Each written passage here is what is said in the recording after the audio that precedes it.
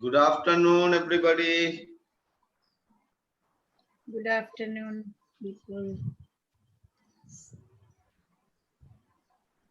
So I can see that all our speakers are here except one.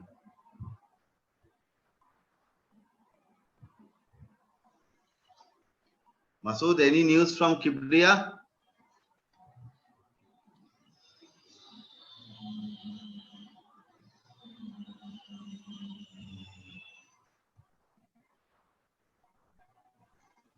Hello, Tania. হ্যাঁ আসসালামু আলাইকুম আপা এই মাত্র আসলাম আর 2:30 তে জানো আমাদের কিন্তু আজকে ডিপার্টমেন্টের ছিল বুঝছেন এখনো চলতেছে কিন্তু আপনি পেয়েছেন না হ্যাঁ সেমিনার চলছে তোমাদের কনফারেন্স এখানে তো আমি পিন দিলাম আমার তো চলে আসতে পারছিলাম না বুঝছো ভালোই হয়েছে তোমাদেরকে মিস করেছি ভালো হ্যাঁ অনেক ভালোই হয়েছে সিস্টেমেটিক হ্যাঁ আমাদের ওইটা চলতেছে আমি এখন এখানে ঢুকলাম ওটা এখনো শেষ হয়নি আমি ঢুকতে চেয়েছি পারলাম না দেখি কালকেও আছে তাই না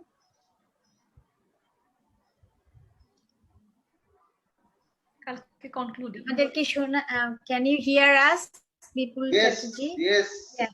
It's clear. Me and Tanya are colleagues, so we are just discussing about there was another event today. I just returned from there, and she had another.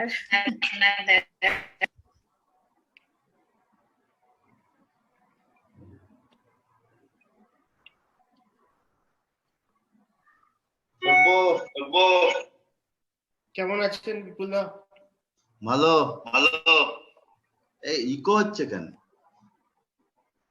দুটো ভয়েসে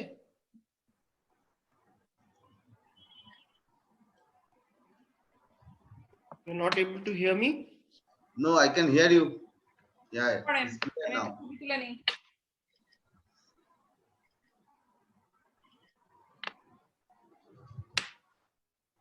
বিপুল দা কতক্ষণ চলবে এই 4:30 ও আমাদের পাশে কনফারেন্স শেষ হয়ে যাবে আচ্ছা কালকে আবার যাবেন না আমার সকালে সেশন ছিল যার জন্য আমি আরেকটা প্রোগ্রাম অ্যাটেন্ড করতে পারিনি আপনাদেরকে রিপ্লাই দিতে পারছিলাম না এই কারণে আচ্ছা So we still have Masood, any news from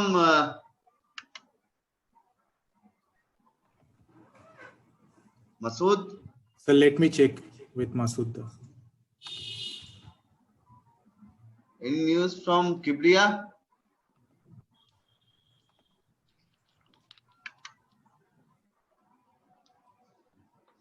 আমার নেট আজকে যে কি অবস্থা পা আমি মনে 16 বের হয়ে গেছি কেন আমি জানি না আমি তো যে পিএম অফিসের পাশে থাকি এত বাজে আমাদের নেটের অবস্থা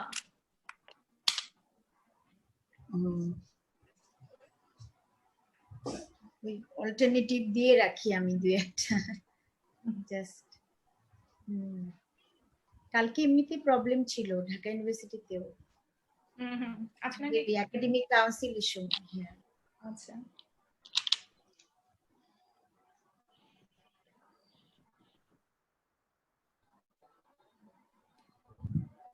How is the COVID situation in Bangladesh? Better? Better comparatively, yeah. But today I think it's higher. Yeah, fluctuating. Okay. Yeah, but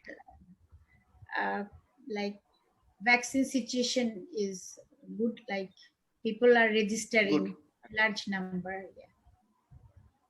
Right. That's nice. Fine, bhai. Hey. দাদা ভাই কেমন আছেন আছি সাবিয়া হারে ভালো ভালো ভালো আছি নাইস টু সি ইউ হ্যাঁ ভালো আছি আমরা সবাই তানিয়া থ্যাংক ইউ আপা হ্যাঁ বিপুল দা ফাইন ভাই আসসালামু আলাইকুম ওয়া আলাইকুম আসসালাম ওয়া রাহমাতুল্লাহি ওয়া বারাকাতুহু না, পুরোটা কমপ্লিট করতে হবে। হ্যাঁ, তাহলে গোনা হয়। হ্যাঁ, আমার আপা হাসে শুনে। বিপুল দা, আপনি কি আসছেন নাকি মার্চের 26 তারিখে? না, ওরাকান্দি নিয়ে যাব আপনাকে। এখনো ঠিক নাই, মাহবুবা আপাদের বাড়ি কিন্তু ওরাকান্দির একদম পাশে। এখনো ঠিক নাই। আমি হ্যাঁ, আসেন। নামটা আছে, হ্যাঁ, ওরাকান্দি কি যাওয়া হয় যাবে। দেখা যাক। হ্যাঁ, গোপালগঞ্জের ওরাকান্দি যাচ্ছেন, মোদিজি আসতেছেন। হ্যাঁ, আমাদের ওইখানে বড় ঠাকুরেরই আছে Orakandi. Hello. Chaitra. Hi Nisha. Hi, how are you? Good to see you. Fine. All good to see all of you. Now I can see you in full. Good. Hello. Yes, I have Hello. just adjusted my camera. Yeah. How are you, Nisha ji? I'm good. How are you? Good to see you. Yeah.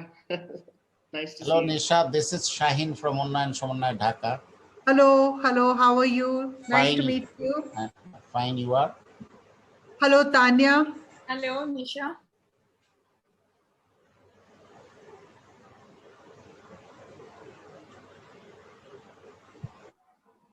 So who else is joining us? As a speaker, Kibriya is going to join us. We have Sabia, then you, Ratul from Assam. We have Mahbuba, Nasreen, Tania Haq, and Kibriya from Adesh. Bangladesh. So, Shahin bhai, Kibriya এখনো join করে নাই? Phone দিচ্ছি দাদা, কিবরিয়াকে phone দিচ্ছি। Then we can start. I think people are, those who have registered, they are going to join. And we are also live streaming it in YouTube. Very good. But I must say that there is a bit of a fatigue on webinars. That has also kicked in. So Nisha, are you in your office or working from home? I'm at home. Okay, good. Where are you? You're also at home? No, today I'm at home. Otherwise, our office is open, full office. Yeah, our office is also open. So some days I go, but most days I'm at home, and I'm getting used to the idea of working from home, and there is this inertia that has set in, permanent inertia. So I thought, sorry, have you taken the vaccine? No, not yet. Not yet. No. I thought that you are already more than 60 years old, so you should. I like the way you're keeping track of my age. Yeah, are you going to stay with us after After? Sorry. From Bipulda? He said Yes. that your age is you are 60 years aged. No, Nisha is more than that.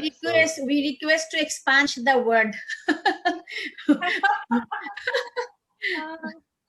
So she is going to get the vaccine on priority basis. Yes, my vaccination is due on Friday. No, I'm just about 25, so my turn is going to come much later. And my second dose is due on 10th April. First dose already completed. আপনারে guinea pig বানাইছে? ওটা না, 7 তারিখে অনেকে guinea pig হয়ে গেছে, আমি তো 10 তারিখে মার্চ। ভাই আপনি কি 1 মাস পরে দিচ্ছেন না 2 মাস পরে? 2 মাস পরে। 2 মাস তো হয়নি। 2 মাস পরে। 2 মাস হবে এপ্রিলের 10 তারিখে। Okay. But I thought it is between 4 to 6 weeks. The second dose has to be between 4 to 6, after 4 to 6 weeks. In our country, it will be 8 weeks. 8 weeks. Okay. Yeah. Okay. So shall we start? I think we should. I mean, Kibriya is going to join. So good afternoon, ladies and gentlemen. On behalf of Cuts International and Unnayan Samanay Dhaka, let me welcome all of you to this webinar where we are going to talk about various aspects, various dimensions of border health. I'm not going to go into the details. I guess most of us, if not all, we are aware about this initiative, which is going on quite successfully, I would say. for over the last 8 odd years, more than 8 years now. Though due to COVID pandemic, they are not operational at the moment. So this is as part of a project which we are implementing in partnership with Untitled Chapter and with the support from the Foreign Commonwealth and Development Organization of the United Kingdom under its program called Asia Regional Trade and Connectivity Project. So we have been working over the last 2 odd years, and we have already passed or crossed a significant distance as far as this subject is concerned. And perhaps Haats and Untitled Chapter are the only two organizations who are working that deeply on a subject like this.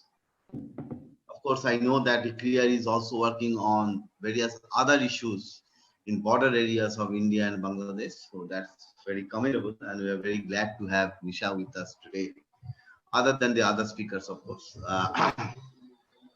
So as part of this project, we, among other things, we have published a number of briefing papers and discussion papers which have been written by experts, and some of them are present today.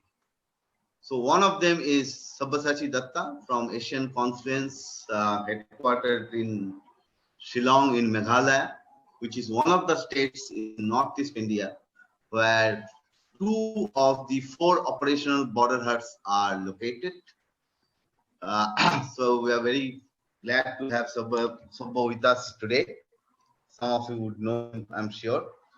The other paper is written by Mrs. Mahbooba Nasreen, where she has looked at a very important aspect of this initiative, that how it is helping women's empowerment, particularly economic empowerment of women, and what are the challenges going forward. Then we also looked at, after working on this subject for so many years, earlier we did a study in partnership with the World Bank and Untitled Chapter, where we have understood the subject in its totality, I would say. But at the same time, we haven't found much media coverage about these initiatives. In the national media, I'm not talking about local media. In local media, there is a lot of coverage, by the way. But in national media, we are yet to see much coverage. Why is it so? So we looked at the subject, and Asjadul Kibriya, who is the Financial Express of Bangladesh, he has done a paper on this, that the role of media in taking this initiative forward, particularly at level in national capitals in particular, and among other think tanks and other stakeholders. So today in our webinar, we are going to discuss these 3 papers, and we also have a distinguished set of panelists who are going to discuss this and other dimensions of border huts. We have Nisha from ICRIER, we have Tania Haq from Dhaka University, and have Ratul Barua from Assam. He was with Assam Tribune, if I remember correctly, and my apologies if I get it wrong. Right now he is working independently, and he's a journalist who is very much on the ground and covering many of these issues, not border hut in particular, but many existing legacy, existing as well as emerging issues in border areas, and how they should be addressed actually, to see to it that these areas become a place for peace, security, stability, and prosperity. So with that, on that note, let me first request Sabya for your thoughts. Just to summarize your paper, he has looked at how this initiative can be upscaled actually. And not just summarizing your paper, but your thoughts of how can it be taken forward on the ground. So what do you, Sabya, in about 10-12 minutes? Thank you, and thanks to Haats for this wonderful initiative that you've taken, and thanks for involving me in it. I had presented an idea which is maybe could be thought of as rather outlandish to some, maybe a little bit ahead of its time. But I thought that nevertheless, the idea holds merit because of the few factors to spell out. One, I think we are in a year in 2021. Bangladesh celebrates 50 years. India is going to celebrate 75 years next year. It's been a long relationship built on various facts, various facets of history. But it is a time to think of how we can leapfrog, make a generational shift. And this idea was sort of triggered by such a spirit that can we think of a border heart, next gen border heart, or what I call a border co-prosperity zone, becoming a next sort of a leapfrog in India-Bangladesh relations. This is specific to India and Bangladesh. We cannot take the same kind of a step with our other neighbors, such as Myanmar, for reasons we all know now. The second point that has been driving this idea is that there is a lot of interest in the overall portfolio of India-Bangladesh relations in the context of better regional security in South Asia, better regional integration, India-Bangladesh in the Bay of Bengal community. There are lots of connectivity projects on the way. Yesterday, the Prime Minister of India inaugurated a few projects with the Maitri Setu over the Feni River. Ka had a lot of work on these areas also. We at Asian Confluence have been also doing our humble. But all these projects, while these are happening, we also might acknowledge that there is a perception on both sides that what are the real benefits of this connectivity. And for example, I hear in some of I think one of the papers it was also written, and I hear from friends in Bangladesh that there are sometimes, I may be wrong, but please correct me, but there are perceptions that, what is this connectivity going to do for the last man in the mile? Is it a unilateral, is only India going to gain by it and not Bangladesh? Those are thoughts. Similarly, on the Indian side, there are concerns about, people, what is happening at the borders, concerns about, migration, etc., etc., etc. We all know about it. So there is a reality that a lot is happening with respect to connecting the two countries, but there's also a perception that what is it really going to do? And for that perception to be in sync with the intention, which is better regional integration, better prosperity, better inclusive growth for everybody, which we all share this, I'm sure, in this room, this project, there needs to be, again, a leapfrogging of something ground up. And again, a next generation of something that happens at the border, not via the border, not through the border, but at the border of India and Bangladesh could be a game changer. While I will focus on what could be done at the border, yes, transformation at the border could be achieved via trade, which you all talk about. We all talk about transformation through transit. A lot of transit projects are happening. More transit projects are coming up, more rail connectivity, more inland waterways, more ICPs, all of that. But the two facets we might give focus to is, one is using tourism at the border for better trust building at the border. I saw in one of the papers that I think Mr. Kibria's paper said that, you know, he did an analysis of the Google search, and there was very little interest at the border on border Haats in Bangladesh. But I can say that if we looked at people who are interested in visiting, say, the Dauki border or the Jaflong, area of bordering Meghalaya in the Sylhet district, there will be a lot of Google searches, you know. So there is an interest of visiting the border, viewing the border, visiting relatives across. So can we use this kind of trust, this kind of border tourism to build better trust? These are the borders. So combining transformation for trade, transit, tourism, for better trust building, we proposed this idea that we could come up with an idea of demarcating maybe an area on both sides, called a border co-prosperity zone. It could be inspired by something that could happen, you know.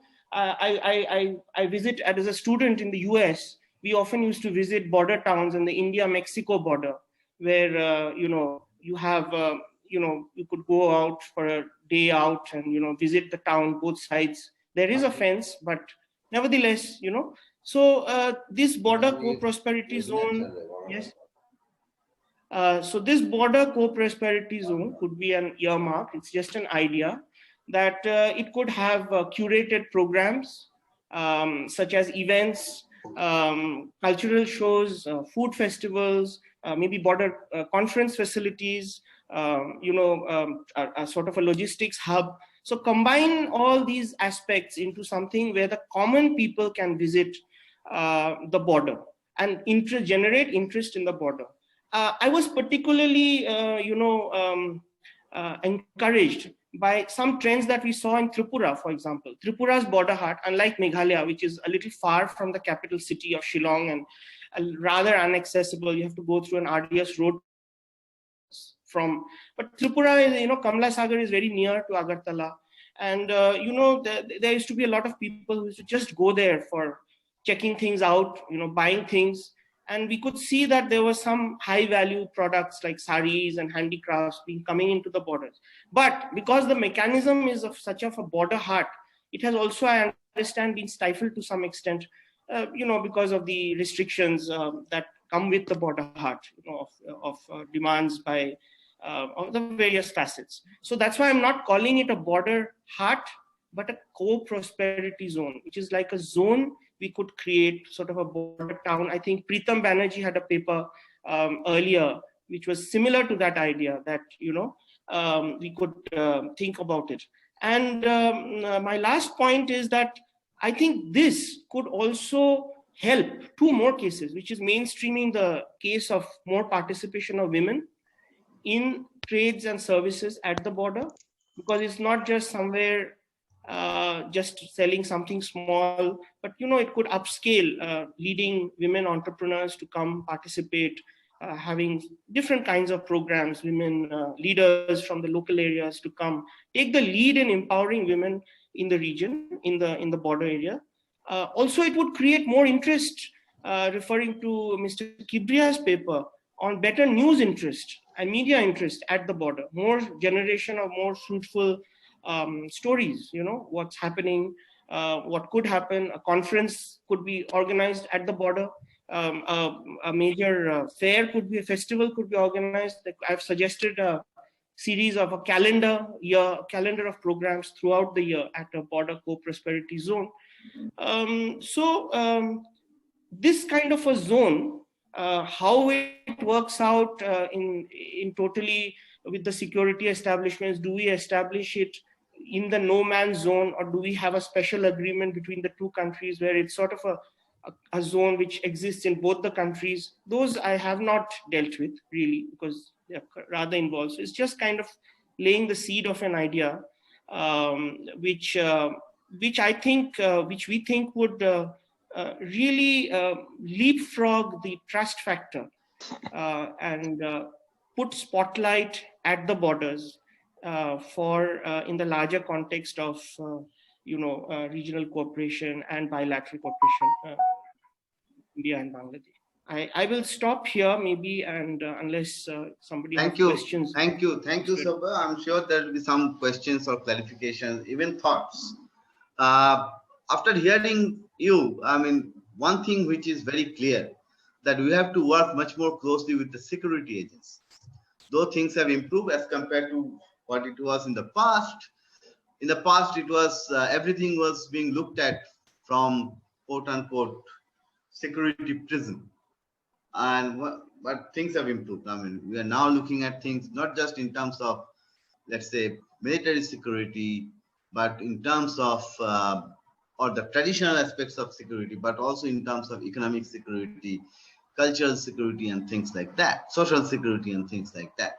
So the point is that we have to work much more closely, which we are doing. Is not that we are not doing, but much more closely with the security agencies, both in those locations, in state capitals and in national capitals. Now, before I come to Mrs. Nasreen, my apologies and for missing one very important point in my opening remarks, which is that this is the 50th anniversary of Bangladesh's liberation, and also 50th anniversary of our diplomatic relations with Bangladesh, India-Bangladesh diplomatic. And we are going to see a number of initiatives, events, programs throughout this year. It was also 100th birth centenary of Bangabandhu. So it got delayed, the celebrations, because of COVID, but nevertheless, we are going to see a number of initiatives to take forward this friendship. One thing which I would like to point out is that this is also the 50th year. I am very conscious about not using the word anniversary, because usually we use this word anniversary for positive things. 50th year of the most gruesome genocide that the world has witnessed in its history. If I normalize the data, either in terms of months, number of months, or in terms of population, this is much more than what we witnessed or what we heard about during the Holocaust period preceding and during the Second World War. But the unfortunate thing is, 3 million people were killed over a period of just 9 months. The unfortunate thing is that the international community is yet to recognize it. And we are doing everything for the international community to recognize it. So on that note, let me now request Mrs. Nasreen for her thoughts again in about 10 to 12 minutes. And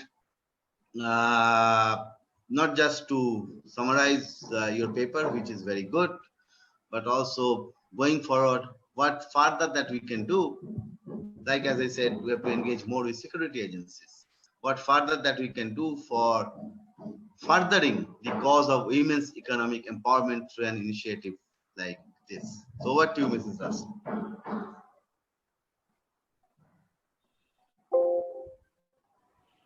Thank you. I just went out for some times, I think. Yeah. Thank you. I have been listening to the paper. It's also about summarizing the border hat initiatives in Bangladesh. Before,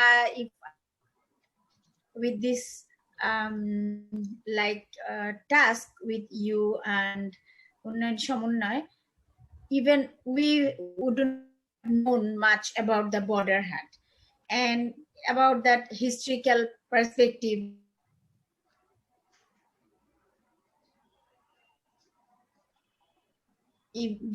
Because within South Asia, if you know that participation in labor markets like Haats type of things, it's very few. It's scant in Bangladesh. But due to this initiative, I believe that this has improved already, and in the policy advocacy, due to the gender inclusive budgeting and other policies within South Asia, that participation in bordering areas, specifically this initiative located like in remote areas, this has increased or has emerged in Bangladesh. So in this study, if you went through the briefing paper, that border huts, that why we need to include women in this empowerment, from the empowerment perspective. And you all know the indicators of empowerment, and we all know about the sustainable political empowerment. Then one issue we always mention about that reproductive health related, which is also related to border hut, that if focus on any of the economic empowerment participation through their ensuring their interests. So in this, like in the public private sectors, we don't see that women are, that has happened. But gradually we know that due to opening some of the avenues, that women's mobility has increased, and also they are participating in many aspects or many, and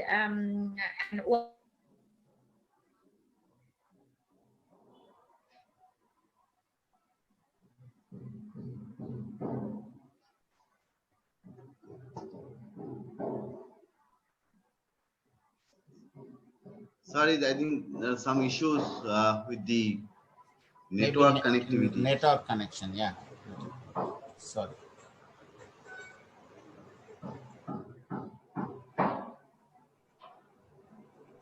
I don't know. Let's see how it goes.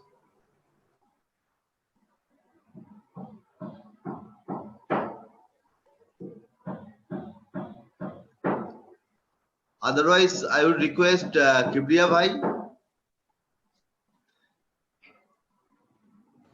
to present your thoughts. Then I'm sure that Mrs. Nasreen's network connection is going to become better. Bipulda, I am trying to contact with Mrs. Nasreen. Okay, fine. Kibriya, please. Bipulda. Yes. Am I audible? Yes. So thank you very much. Thank you very much, Bipulda, and thank you very much, Haats and Unnayan Samonnoy, to involve me in this project. And I also thanks Haats to nicely edit the briefing paper I prepared. It is an interesting experience. So as Bipulda mentioned earlier, I am not going to summarize the paper. That I'm trying to give some thoughts and ideas what we actually think regarding the border huts. One thing is clear, that the border hut, interest of border hut has increased over the last couple of years, and it is the mainly due to the program taken by the Haats and Unnayan Samonnoy and their study papers and conference and seminars and all this, and the dissemination of all the comments and studies through the media and seminar. This definitely create a interest in both the country, I guess, in Bangladesh and also India, and also in the capital part, where actually the journalists in Dhaka and Delhi and the main cities, they usually try to focus on the more on macro and broader perspective, and they it is due to they are mostly briefed by the foreign ministries and local trade bodies and all, and also the international seminars, conferences through this. So the problem is to covering the border huts widely is that the field visit is rare. Usually the journalists who stay in the center, I mean, in capital city and big city, they usually don't visit the border areas unless somebody invite and make a trip for them. Now the main media, the newspapers, they actually have the correspondence in the border areas. So, and the correspondents, they dispatch the stories of border areas, border huts, related border trade, border economy, smuggling, whatever things. So they are better capable to understand what actually happening in the field. But when it comes to the desk in central desk, so there is also problem of perspective and also the problem of view. I must say, uh, uh, for example, in Bangladesh, some of the newspaper media or houses, they try to consider it well, as Mr. Shabar Datto mentioned, what is the benefit of the border hut and why it is a unilateral thing. It is benefiting actually India, all the connectivities and transit. It is mostly biased on India or benefiting India. This kind of misunderstanding is also there. A view is also there. It is very strong in some cases. So the stories dispatched from the border area does not get adequate proper coverage. So this is one thing. And my understanding with discussion with the some Indian senior journalists in Delhi and Calcutta also give me the same impression that in the center, those who are in the central desk or in the main who are handling the stories, they think ultimately what they are thinking, what their perspective, that is the main. What the correspondents dispatching, that is not maybe the true or not maybe the right thing. So this kind of problem, I think, okay, this is there and it will continue. But nevertheless, in some of the journalists in both the countries, they have also extended their cooperation with each other to get the better picture and better idea. I think this is a very good thing and this is very important. So because when they interact with each other, they can get their own perspective and other perspective, and they can get the views and information. They can exchange the information, and they can then make the story, or they can disseminate, write a piece in a better way. So what my my main argument is that the journalists in both the countries should cooperate with each other more frequently, and they need to exchange views, information, and ideas. The exchange of information is very important. It is because you know that when in Bangladesh, in my experience and in another journalist experience, we see that when the foreign ministry or commerce ministry have a talk with the counterpart of India, they usually did not provide the full information or accurate full information, or they provide only some brief on some selective things. They don't want to disclose many things in the meeting. Okay, we know that something is officially secret or something is sensitive, whatever it is, but the hiding the information, it is a growing trend in the government policymakers, and they think it is better to just give a press release instead of directly briefing or instead of facing the press conference and questions. Earlier, we used to ask the secretaries and all the ministry officials what is happening, why you raised this issue, why you did not raise the. So now there is the scope is limited. They don't want to face the media. So this is a challenge for media also, a very challenge. And so in this through this process, what we are actually getting the partial, even some cases, some media reports some kind of distorted pieces of information on the news. That creates also some kind of problem and misunderstanding. And then the policymakers and also the government officials, they think, oh, that this media are not giving the right picture, so we must avoid them, or we should not provide give them access. So this is challenging. I don't know. So this kind of challenge we have to overcome with the more interaction with the government officials and policymakers, and trade bodies is also another important issue. I mean, trade bodies have a lot of access, and they know because they are handling the both sides. They are the real player. Also, they are interacting with the government policymakers and also experts. So with the help of the trade bodies, the journalists also used to get some information. So, but now this kind of information is also a little bit tricky here. This in this context, what I think is that the media, okay, the media is also the media also is always face challenges, and it is there. There is no way that there is no easy thing. Media have to face challenges and also overcome the challenges to disseminate the information. And so how this challenge can be overcome, we may also think about this. And this is, to do this, I think this bilateral cooperation among the media people is very important. So that I mentioned. And also the interest. Okay, not all the journalists are equally interested on the in different issues. And some have also developed their own, through their own interest, they develop their own expertise and own uh, uh, field of area. I think Shubhida is here. He can say something, add something very, because of his vast experience, how he developed his expertise in this area. But not all the journalists are in that position to develop.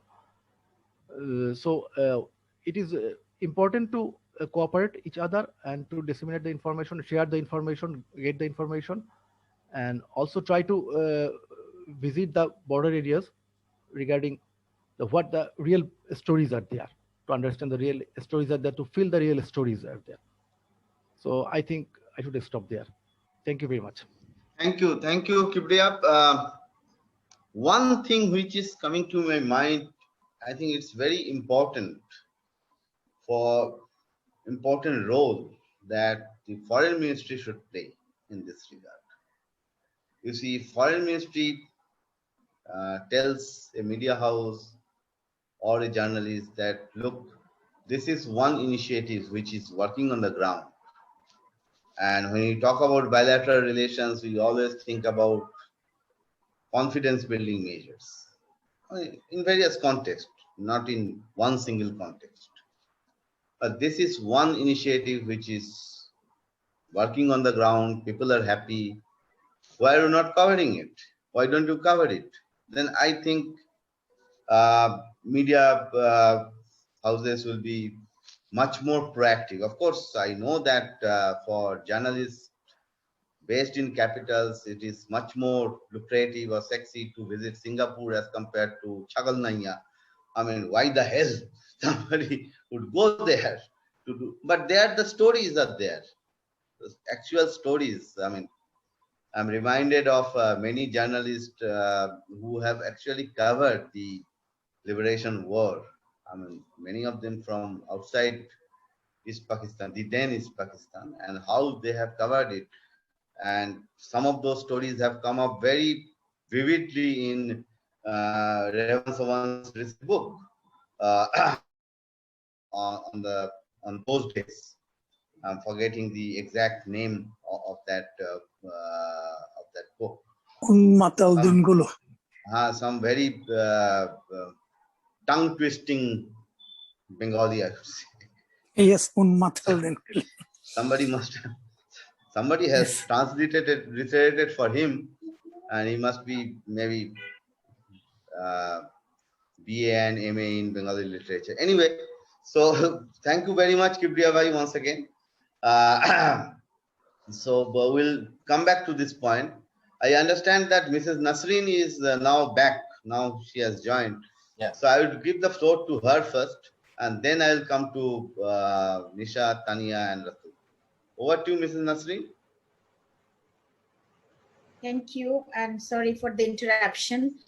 And linking with Mr. Kibriya and media, in fact, influence, that was my starting point, that do we know what we don't know?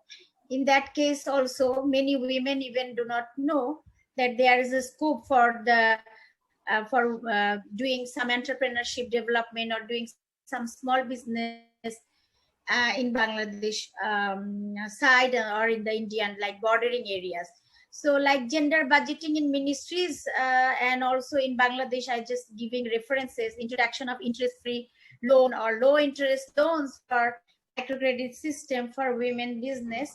That is in fact not known to the bordering areas. What we find in the study that start-up business and trading, the women in the bordering areas, they don't know about it. And the concept of border hut is completely new, that specifically the participation of women as vendors, and it is infancy stage that we have mentioned.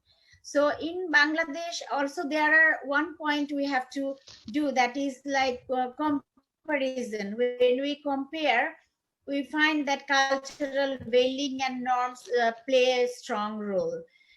Not in only Bangladesh side, but also depending on the cultural practices in Indian side.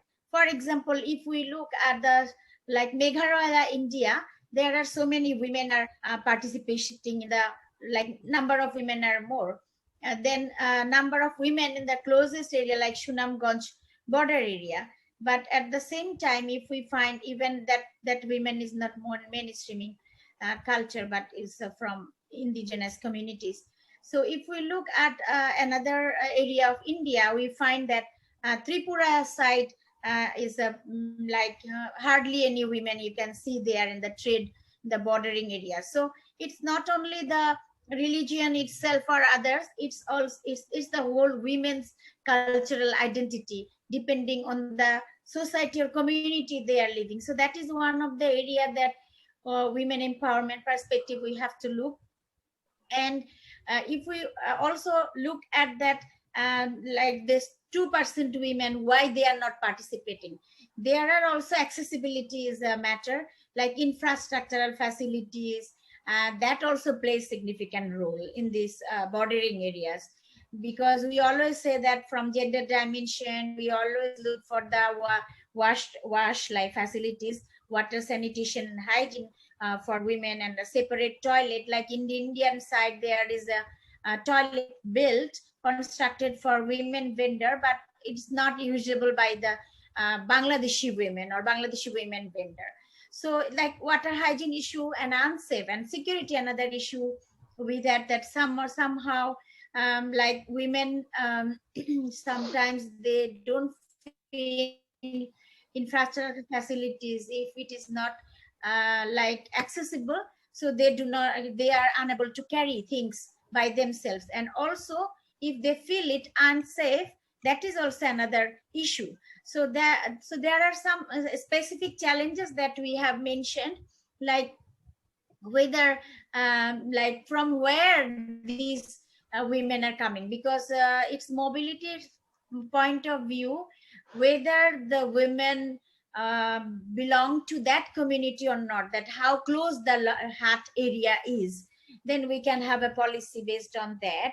And whether he or she is running her own business, like whether anyone helping or she's doing her own.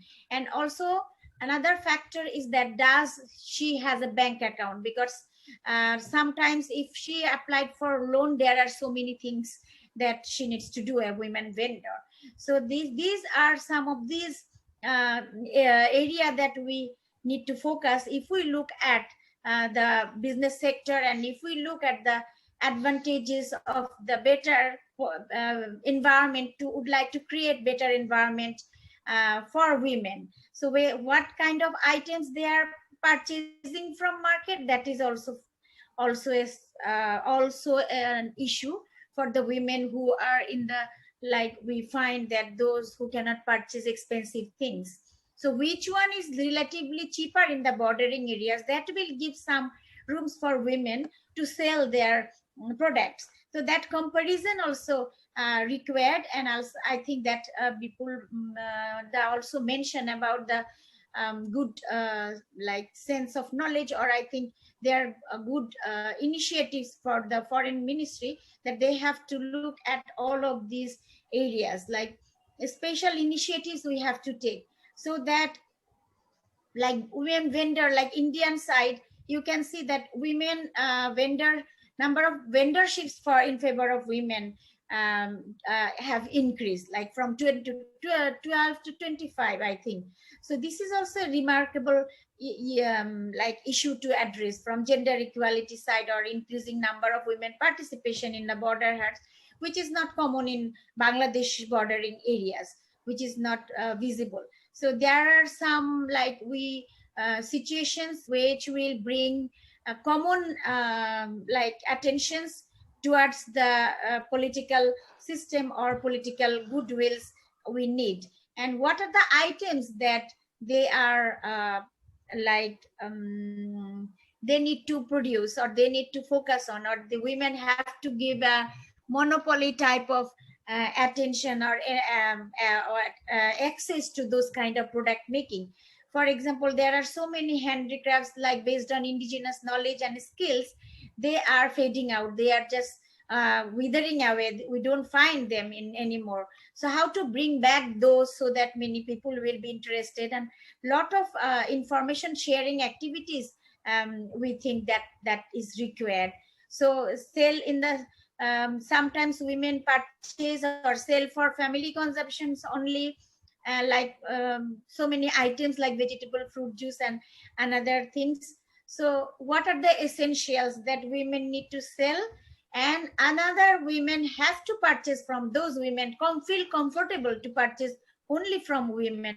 That is also one of the areas that we have done. Another focus, I don't know whether mentioned in the paper, that is the timing of the Haat.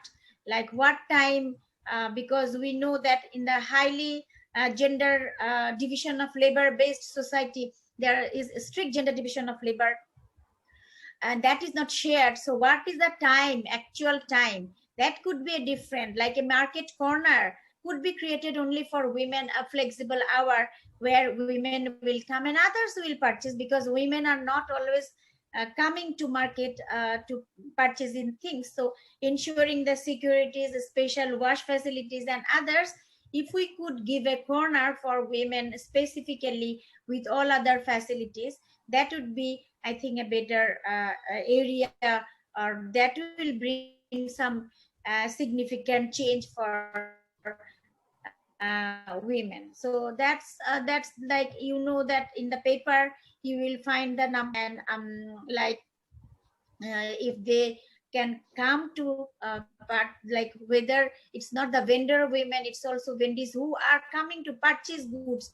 So in environment for them also to be ensured, and we will find. And another issue I think we have mentioned about the wage discrimination. Even some women may come to assist another women. So what would be the wage for them? It should be equal to a man. Then we will find many others. Say women vendor will be like, or the business, small trade business women will be more comfortable to employ a female in her businesses. So that's why if we can give some more avenues to women, enhancing their participation, empowering them will be one step further. And that cultural norms and practice. So in Bangladesh, you will know that there are so many initiatives for women, specifically I think within South Asia also. So like vendorships and other prospects, we need some information to them. So capacity building is one of the initiatives that we always suggest. A woman not coming directly to a business or market, she needs to be empowered to build some capacity. So their training requirement, like flexible working environment, and also infrastructure facilities. These we are like recommending financial support already I have mentioned, and the local level of skills, so they know what to do about it. And at the end, we have to increase the awareness of women, so that gender sensitive community, gender sensitive family members, and also policymakers, local government, they are overcoming those mentality or the cultural practice of patriarchal customs, attitudes that we mentioned, and the practices that will hindrance the women empowerment. So I think I should stop here.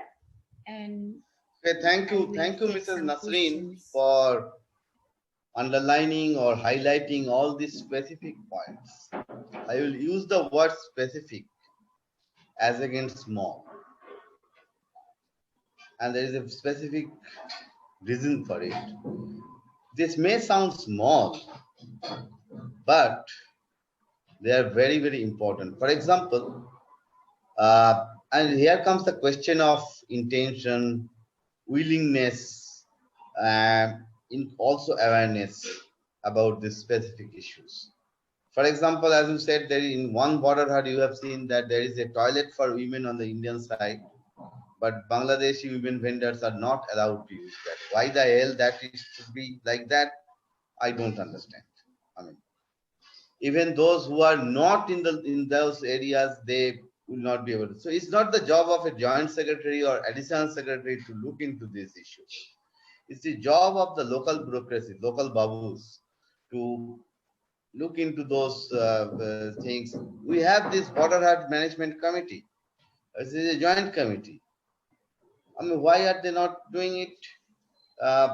Does it require any meeting, any discussion, any meeting? I mean, I don't know, since I've never worked in the government. Maybe it requires. But the point, if we can identify these specific issues and then do effective advocacy at the local level with the local bureaucracy, particularly with the border hut management committee, then many of these issues can be resolved. It's a question of awareness, willingness, intention. Not so much about content, it's more about intent. So on that note, thank you very much, all our paper writers, speakers. Now let's come to the distinguished panel of experts who have kindly agreed to be part of this discussion. So I'll come to Nisha first, then to Tanya, and then to Ratul. Nisha, after hearing all these things, you have been aware about this work, you are part of it. What next? Yes. What is it that we can do, either individually or together, in taking the initiative? I have a feeling, and this is very, very serious feeling, that as a result of COVID, since it is not operational for almost a year now, just about a year now, the interest, the momentum may get lost, though a number of new border huts are yet to come. The other day, Prime Minister has spoken about, our Foreign Minister, he has spoken about it. Also, the Bangladeshi Foreign Minister, he has spoken about it. So what next? In about 10 minutes, Nisha? Sure. Thank you, Bipul. It's a privilege to be here with all of you on this panel. And I must thank you, Bipul, for calling me today, because I cannot tell you how much I enjoyed reading all the cuts, briefing papers on border huts. You know, I must congratulate everyone who has contributed to this, because it is really a huge contribution to a better understanding of what the border huts are about. And not just that, the kind of ideas that have been generated through the course of these papers is amazing. And I think we now have so much ground on which we can build and, you know, take the border huts to a completely different level. So congratulations, Vipul, for this wonderful initiative that you have taken. And congratulations to all those who have contributed to making this happen. Now, you know, when we're talking about border huts and scaling them up, I think we need to understand what scaling up means, because it could mean different things to different people. And it's a good line because it's open to interpretation, and you get more ideas if you come up with a term like that. So let me go to first the purpose of border huts. And the significant feature of cross-border huts is, as opposed to standard trade, lies in the geographical limit of 5 to 10 meters, which actually makes transport costs almost irrelevant. And it allows traders to leverage differences in the supply, demand, and prices of various goods and services available on either side of the border. So the huts are basically catering to border communities, and they help provide three kinds of freedom to traders. The first is no procedures or fees. The second is no tariffs. And the third is no transport costs. We also need to remind ourselves about the benefits of border huts. And these border huts are basically a significant driver of employment. Cross-border trade generates income for households that would otherwise live in poverty. And most importantly, the huts are actually helping strengthening people-to-people contact between families across the border. In remote regions where employment is scarce and salaries are low, cross-border trade is actually generating income for an entire household and is probably more profitable than alternative income economic activities.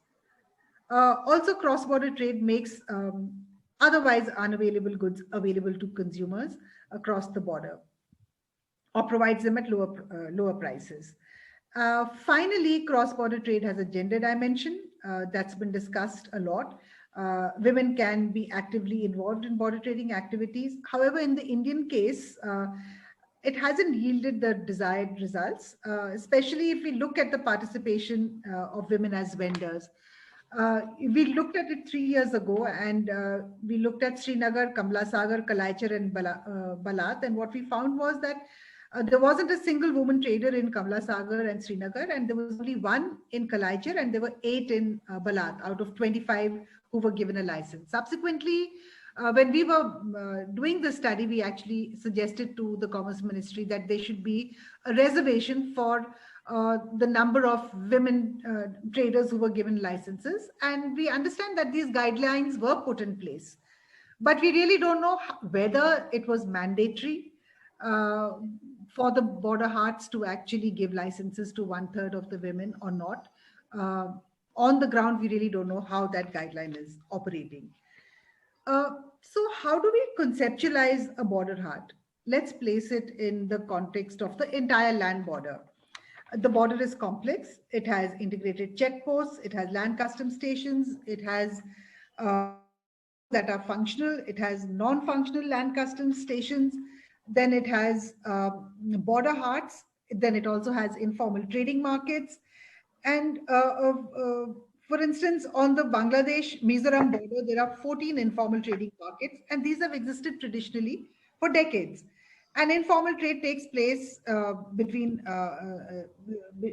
at these markets, and border agencies have actually never disrupted these activities and have quietly actually facilitated these activities.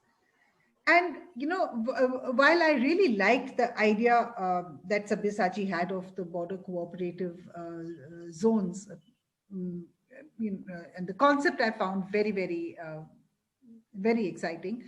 But this, to my mind, I don't think it means that we should scale the border hut to that level, but rather this could be a zone which could complement the different kinds of mechanisms that we have along the breadth of the border. So rather than a substitute to the existing border huts. So, and how do we see this India-Bangladesh border 10 years from now? Well, there have been major connectivity initiatives, and so what we can envisage is that we would have international gateways, which would probably be bigger than the existing ICPs, that would connect India and Bangladesh to the east. And then we would have small and medium ICPs and land custom stations, which would be upgraded with the minimum infrastructure. And we also expect that multimodal transport to be taken to a different level. We expect to see transport corridors, which get converted to economic corridors, which would essentially come up along these gateways. And we also expect to see SEZs coming up, like, for instance, what is planned for Sabroom. So now border huts would essentially coexist with all of these and would have a specific purpose. So by definition, what we're saying is that border huts would be small. They would cater to small traders with a specified limit on the size of daily transactions, and that large traders are the ones who would be using the other routes. So in this context, what would scaling up mean? Scaling up would then mean that we increase the number of vendors, we increase the number of vendees, we increase the list of commodities as and when needed. We could also provide services like medical practitioners. Here we are not talking about hospitals, But say a general practitioner who could sit in a shop and provide daily medical advice. And it could also mean scaling up could also mean increasing the frequency of operation of the heart. So in most hearts operate only once a week, and in many places there is a demand to increase the frequency of these hearts. Most scaling up would mean increasing the number of border hearts all along the border to help border communities. It could also mean scaling up the basic infrastructure. Right now, the basic infrastructure is abysmal in many of these hearts. And so we need to look at upgrading all these facilities. And of course, like Nasreen has pointed out, we will have to make this infrastructure gender responsive so that more women can participate in these hearts. So border hearts would actually be an important instrument and mechanism to shift informal trade to formal channels, and it would also help traders to carry out trading activities in a safe and secure environment. So that's what we need to keep in mind. And of course, when we're talking about scaling up, it also means that we empower more women to participate in border hearts. So once again, I would say that border hearts would actually be a complement to the other existing mechanisms and not a substitute. And we need to keep in mind that these would exclusively cater to border communities. And so we need to preserve the basic concept of a border heart and use it to integrate the border communities along the entire breadth of the border. Thank you, Nisha, for putting forward such a forward-looking agenda, forward-looking thoughts. I mean, we need to see how you can take it forward from the agenda. I'm glad that you mentioned about your study with Commerce Ministry and your recommendations. We have also put forward our recommendations to the Commerce Ministry, and taken together, they have led to this revised MOU, where many of our recommendations have been taken on board. Some of them were started implementing,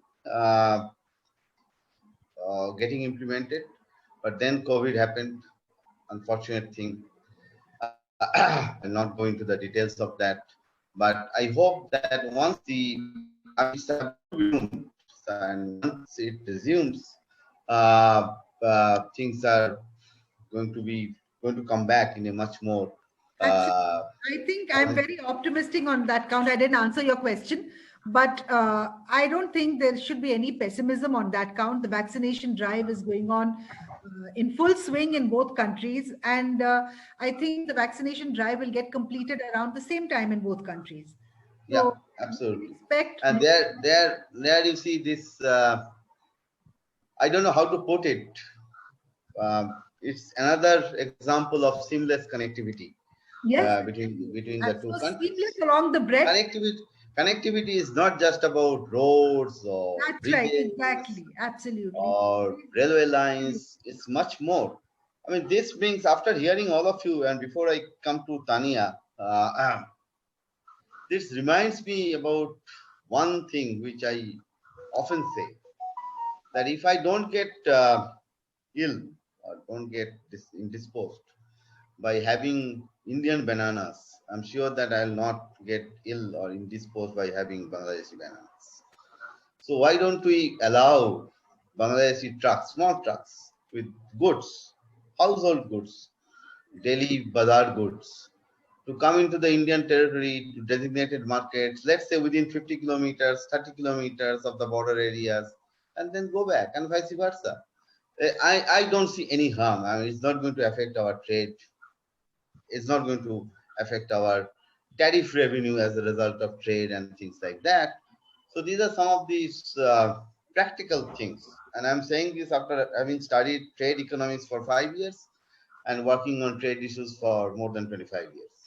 So it is better to forget about theories and all these macro thinkings in order to see how trade can actually benefit people on the ground. So on that note, let me now come to Tania for her thoughts, including on how to take it forward, how to see to it that more and more women participation is there, not just in terms of vendors but also in terms of vendies, in terms of consumers. Yeah. So, and what is the thinking in Bangladesh, particularly in women groups, in the overall NGO community about this initiative? So over to you, Tania, in about 10 minutes. Thank you, Vipulda. Good afternoon, everyone. First of all, I would like to take the opportunity to congratulate all of our honorable speakers for their vibrant presentations. No doubt their presence here is a token of solidarity and unity that embraces all of us together to discuss and share knowledge and experience in dealing with a very vital, critical issue from gender perspective. We have realized that Border Hat is a moderately new endeavor in the region bordering between India and Bangladesh. The focus between the two countries typically has always been on big issues, but there is a need to prioritize local issues which may improve the daily lives of the people living in the border areas. All of our presenters pointed out that border huts as an instrument to increase the local livelihood, promote healthier cross-border, facilitate proper network,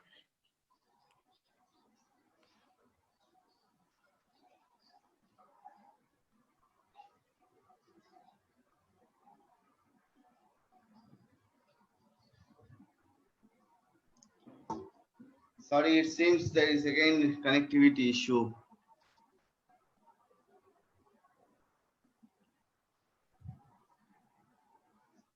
So what do we do? Maybe we can request Ratul to come in now with his thoughts, having worked in border areas, doing a lot of stories from there. I mean, yeah, please.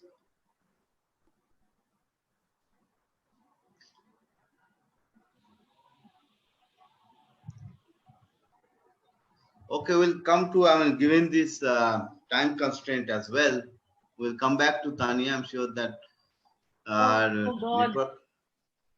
Today, the network situation is very vulnerable in Bangladesh. No, we are suffering a lot. Go ahead, please. Sorry. Yeah. And so let me focus on papers presented today. Sabasati Dotto in his paper argues that appropriate infrastructure and technologies can inspire confidence in seeing border zones, not as thick lines of regulation, but as connectors for mutual growth and co-prosperity. Dr. Mahbooba Nasreen has pointed out in her paper that women's empowerment in the region by enhancing women's participation in the labor market, we have realized that exclusion of women from the market is unjustified and represents a vast economic and competitive loss for any society. Moreover, creating an enabling environment for equal opportunity and treatment in the labor market for both women and men would also contribute to poverty reduction, the achievement of SDGs and social justice. Finally, Asadul Kibriya argues that media in both countries can enhance its knowledge and understanding about border huts from such research and develop stories and disseminate awareness about border huts among the people at large. Media in both countries has a wide scope to investigate the functioning of border huts and provide vital inputs for further development thereof. The extent of coverage in the media will also be a measure of interest of people in border huts.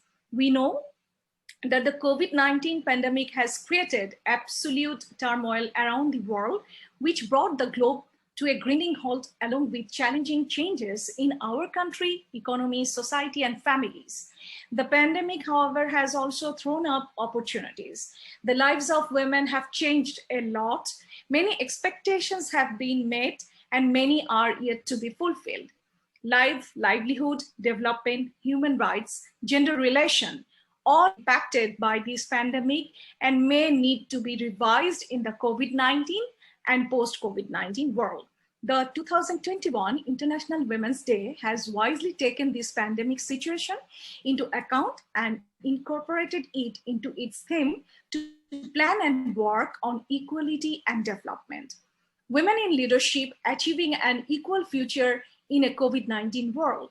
We know gender equality cannot be attained in the absence of equal rights, and women themselves have to be active agents for this change.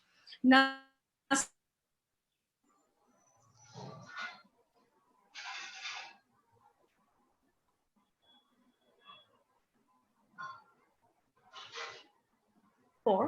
problems. Therefore, so forming our traditional mentalities and cultural norms. Therefore, there is no doubt that social dialogues take different routes, new ideas, and bring diversity. Thank you all.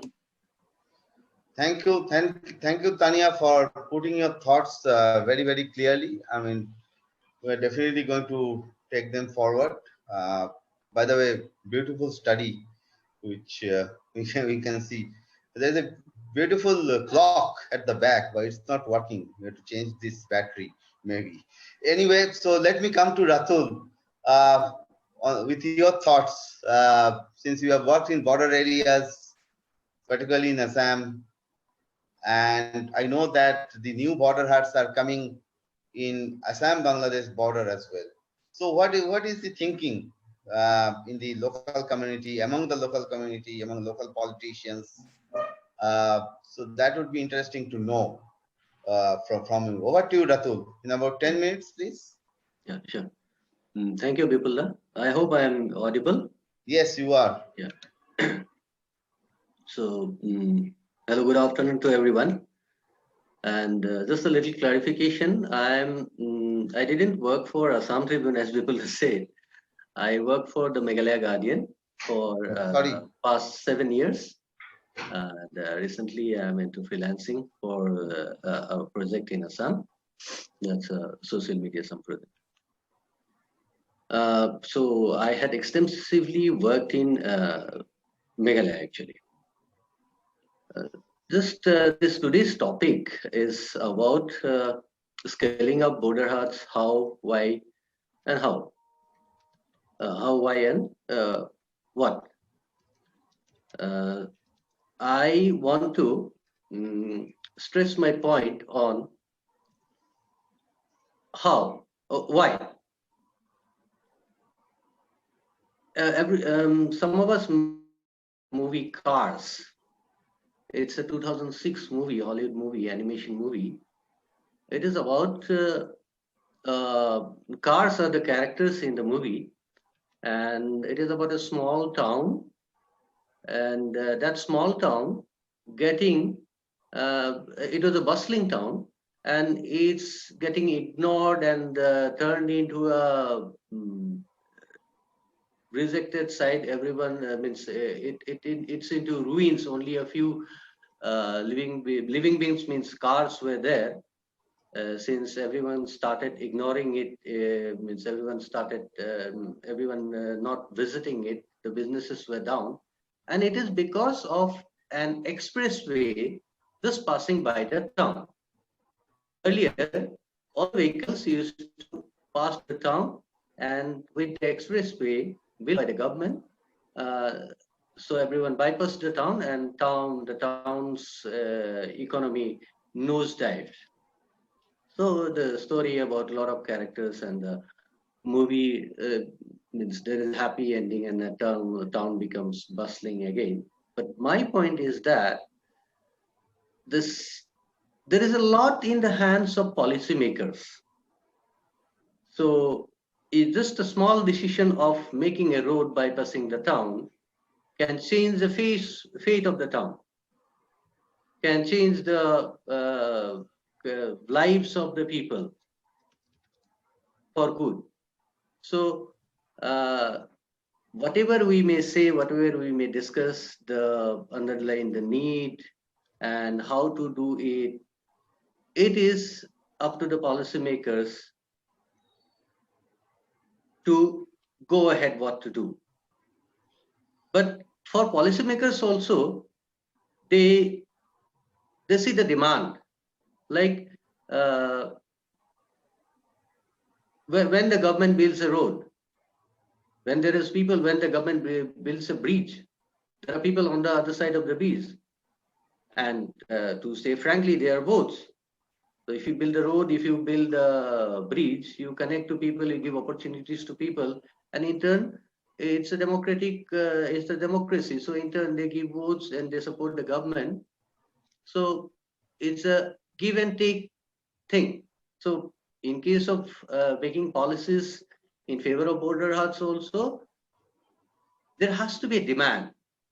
Now, speaking from Meghalaya point of view, I have visited border areas, extensively visited the border areas. So demand, there is a demand, but the demand is not that intense. And besides, there is the larger feeling of infiltration from Bangladesh also hinders the government to take any means to go aggressively for any pro-border hut policies for the state government. And center the same, because the center has to be in tune with the sentiment of the people of that particular state where the border huts are coming up and where the border huts are existing. I went to a border, it's not a border hut, it's in Khasi Hills near Peninsula. We walked around, say, maybe 5 or 10 kilometers, ancient road, it's an ancient track, so rock steps were there. So it was quite miserable for me that year. It was around 2006. That place is called Umniu. It is not a border hut, but it is there is a shade. There is a concrete shade, maybe built by some with some village funds or what, and the BSF personnel were facilitating that trade. They were not disturbed. So Bangladesh people came. It's like a border hut. So almost the rules, like what kind of goods you can trade there. There is a limit. So BSF personnel used to monitor the situation there, but trade is facilitated. As Ms. Taneja just now said that along the India-Bangladesh, Mizoram-Bangladesh border, there are several such border trade points, informal border trade points. So there are a few along Meghalaya, Bangladesh border also.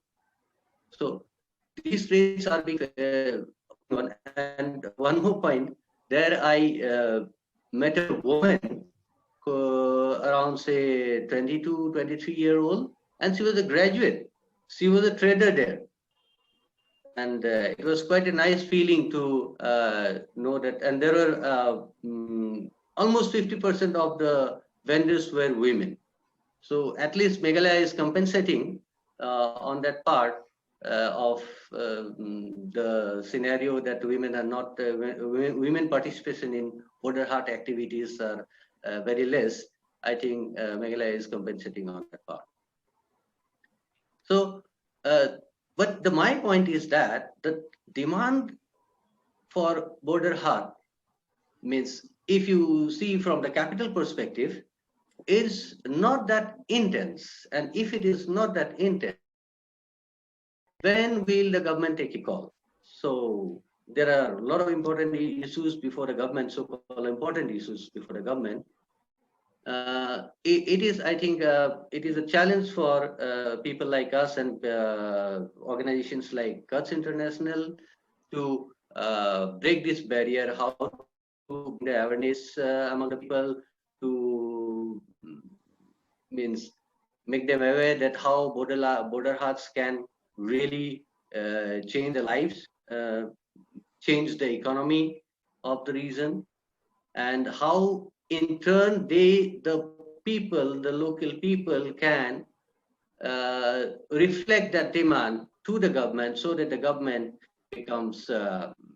is compelled to take prompt decisions based on studies and recommendations made by organizations like Haats International and the panelists present here, because these are the points made after doing a lot of research. So, but the first,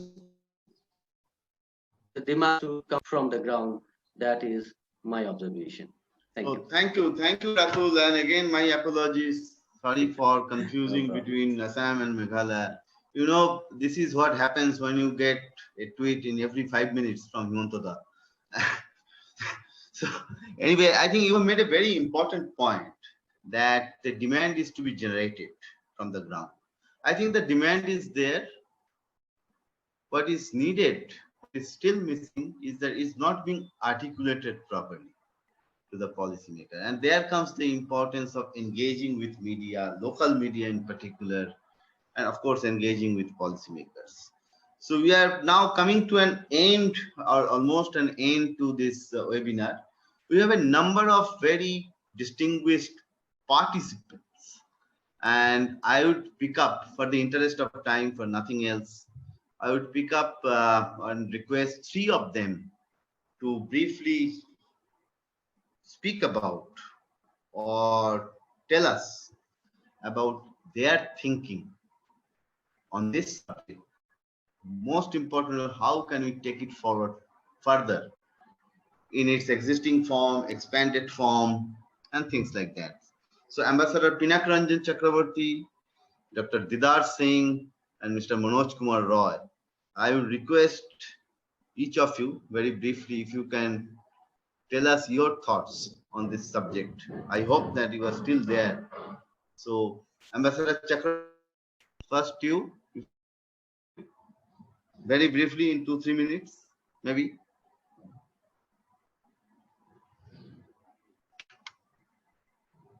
Ambassador Chakravarti is, I don't know, I think he has left. Then either Mr. Roy or Dr. Didar Singh. If I see that Mr. Roy is still there, Dr. Didar Singh, I think he has left. So Mr. Roy, Manoj Babu, if we can hear your thoughts.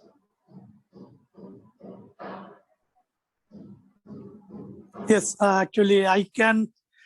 Can you see me? Yes. Okay. Yes. Yes, I can share some thoughts of today's discussion and the last day's discussion. There are issues actually that, yes, there are some points about women's participation and also some points of the demand. The last media person, he raised a point that the demand of the local area. And you can recall, Bipulda, in the last session, I cited that the one important sentence was used by one, that at the border. It is not from other areas, but at the border, not from the border, not to the border, but at the border. These were some of the words I have actually found very important to express my actually views. The fact is that the demand of the border area, the demands are generated. And now, if there are demands in the market, then you can actually have the growth. Now, how we can actually fulfill this demand? We identified the generation of purchasing capacity of the peoples. Now comes about the women's participation. So I'm going back to my previous day's point that if we can provide, can identify the products of interest from both the sides and actually facilitate the factors across the borders even, and impart some skill to them. Even it is the women also. If we can provide some skills to them, and then they will producing those products that are demanded by the people living across the border. That will be, and providing some also. Today, someone was talking about microcredit also. I was only on that day talking about the access to credit.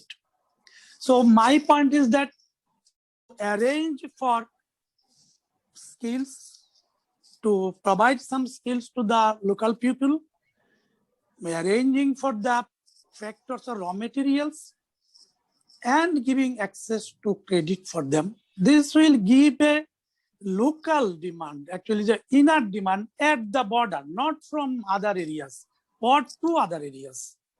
That is the most actually important point from my side. The establishment that has been made in the border, now actually we have to actually use it so that it can be, this can be actually considered as a public good, this border hut. Now we have to arrange that by utilizing this facility, this public good, the border peoples are actually producing goods for them. And as the very ideology behind border hut was that there are scarcity of their commodities day-to-day required.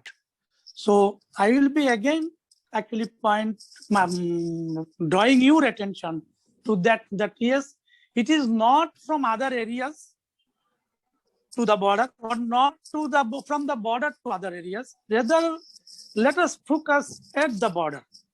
This will give much motivation. One thing is more, the day before also I was talking how to actually include the security forces, the BSF, BGB. They are participating now in the formal meetings, but informally, in the think tank discussion or civil society discussions like Haats participation, we haven't yet able to actually involve them.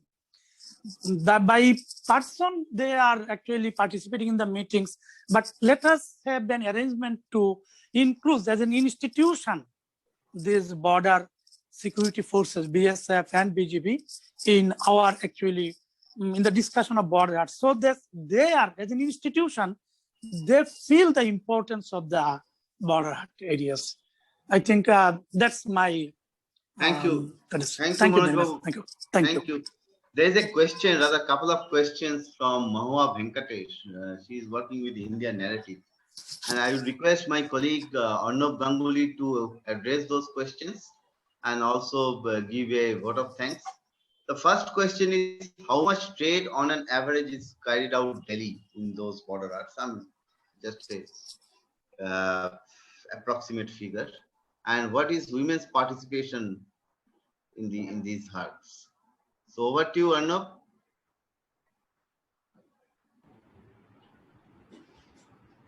Arnav, can you hear me? Thanks, Vipul. Yes.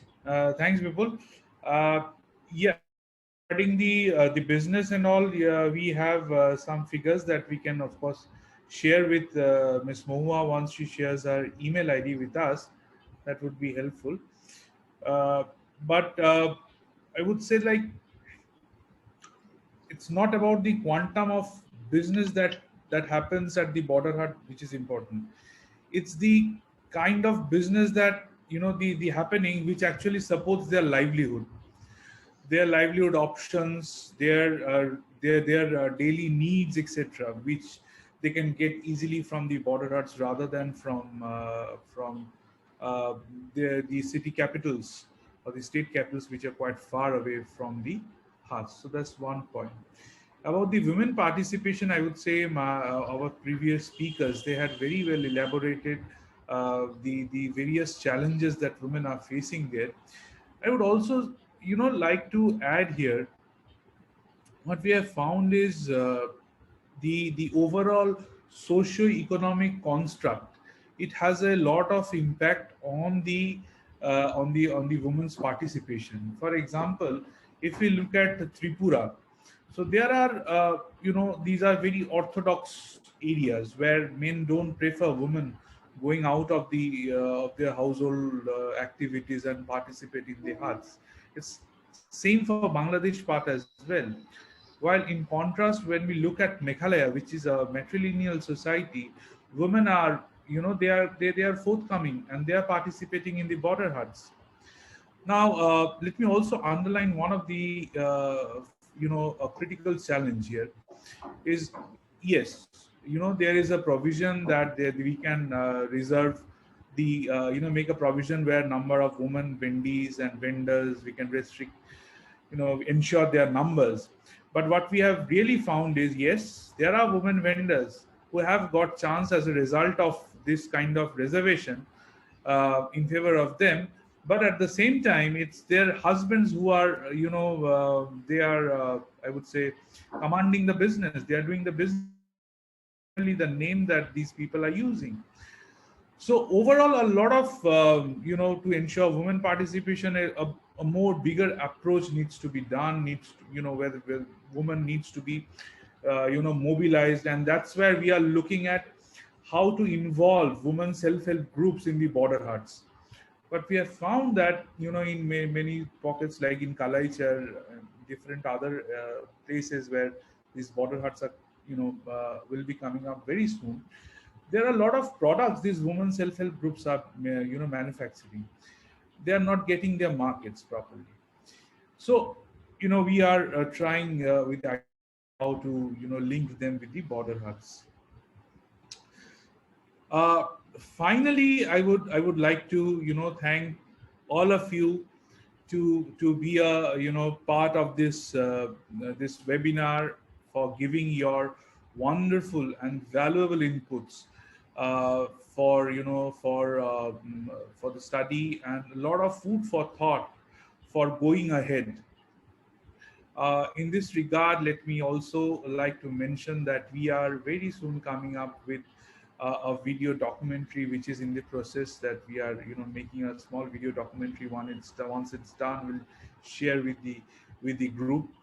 Also, the final research report for this project will also be coming out very soon, and we have covered 4 additional locations. Those findings will also be incorporated in the final report. With this, again, let me thank all of you. Let me thank all the participants, all the contributors who have contributed for developing these the briefing papers and the discussion papers, which were very important for us for the for looking at where border huts can go. Thanks. So with this, thank you everyone, each and every one of you, for participating, for enriching us with their ideas. There are a lot of people who were not able to going to time. They could not raise their questions. They are, they would be, they're free to send their queries by email, and we would be happy to respond. Thank you. Thank you, Arnav. So let me join Arnav and other colleagues to thank all of you. I think today's webinar, there is a lot of food for thought. In fact, in our work, we have identified a number of linkages. The linkages which have to be looked at much more carefully, which have to be implemented in order to enhance the effectiveness of this initiative. So on that positive note, let me once again thank you and see you soon. Thank you, Bipul. Thank